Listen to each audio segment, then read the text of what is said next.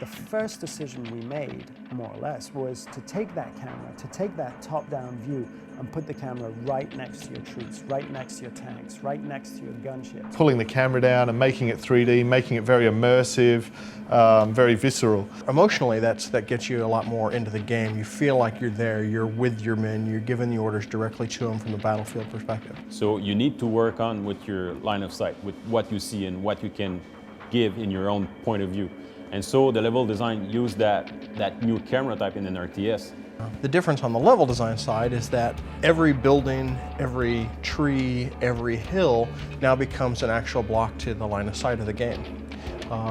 In other games that I've worked on, we had the Fog of War or Shroud or whatever you want to call it, that was just kind of this gray mass that hid things out there.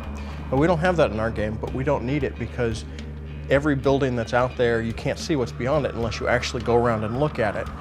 Any hill that's there, it blocks line of sight behind, and so all of those aspects that in other games you just see beyond, they don't really matter to the player, are now an integral part of the level design and what the player has to interact with. Games I've worked on, hill was mostly decoration. It was something there because either the level designer or the artist thought that it would look good in its location. A good example of that is the artillery.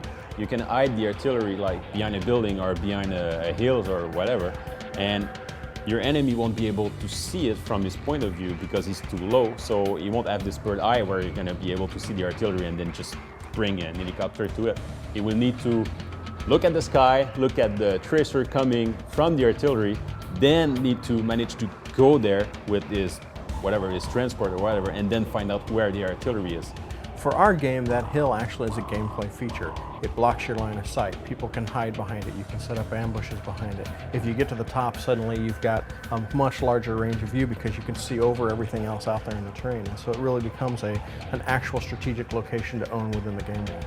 All of our game is based on gameplay. Like even for the level design, the game design, the storyline, everything goes toward gameplay. There's almost nothing on the map that doesn't affect gameplay. Either by blocking line of sight or by blocking pathfinding or something. And so that tree there in that position is something that has to be thought through and designed. Whether or not the bush is so big that your infantry can't see over it or can't shoot over it is an important decision because it changes how you're going to use your units in that position.